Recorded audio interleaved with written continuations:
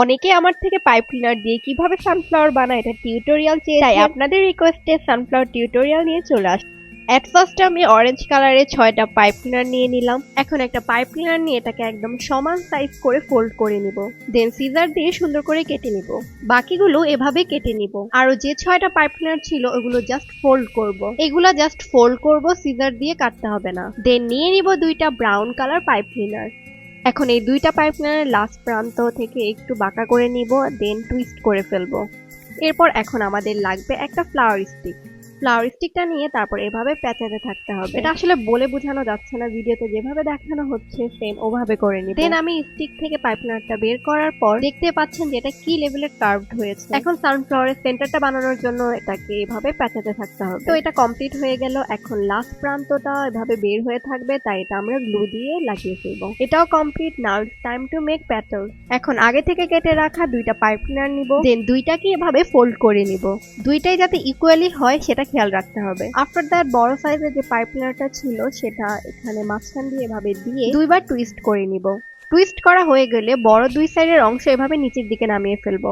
দেন সবগুলো সাইজ ঠিক আছে কিনা সেটা দেখে এক সাইড থেকে এটাকে সিকিউর করে ফেলবো। তারপর ভিডিওতে যেভাবে দেখানো হয়েছে ওভাবে সবকিছু ঠিক করে নিব। আর এভাবে করে বাকি সবগুলো প্যাটার্নস বানিয়ে ফেলবো। এখন পাতা বানানোর জন্য একটা গ্রিন কালার পাইপ ক্লিনার নিয়ে একটা পাইপ ক্লিনারকে 2বার ফোল্ড করে নিব। দেন আরেকটা পাইপ ক্লিনার নিয়ে এভাবে টুইস্ট করে ফেলবো। প্যাটার্নসের মতো পাতাগুলো আমরা এভাবে বানিয়ে ফেলবো।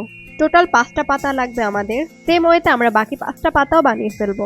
এখন প্যাটার্নস গুলোর নিচের যে অংশটা আছে এক্সট্রা ওটা কেটে ফেলবো। তারপর আমি এখানে B7000 গ্লু ইউজ করছি। এই গ্লুটা দিয়ে খুব ভালোভাবে অ্যাডজাস্ট হয়। দেন এইভাবে করে বাকি সবগুলো লাগিয়ে ফেলবো। এই তো আমাদের ফার্স্ট পার্টটুকু কমপ্লিট। এখন সানফ্লাওয়ারের মাঝে যে খালি অংশগুলো আছে এটা দেখতে বাজে লাগছে, এর জন্য আমাদের আরো 6টা প্যাটার্নস লাগবে। গ্লু এর সাহায্যে এভাবে অ্যাডজাস্ট করে নিব।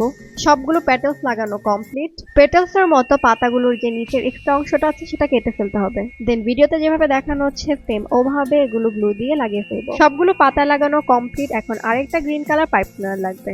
এখন একটা গ্রিন কালার পাইপ ক্লিনার নিয়ে এটাকে কনস্ট্যান্টলি ফোল্ড করতে থাকতে হবে। দেন লাস্টের অংশটা গ্লু দিয়ে অ্যাডজাস্ট করে দিব এভাবে। দেন গ্লু দিয়ে এটা এভাবে লাগিয়ে ফেলবো।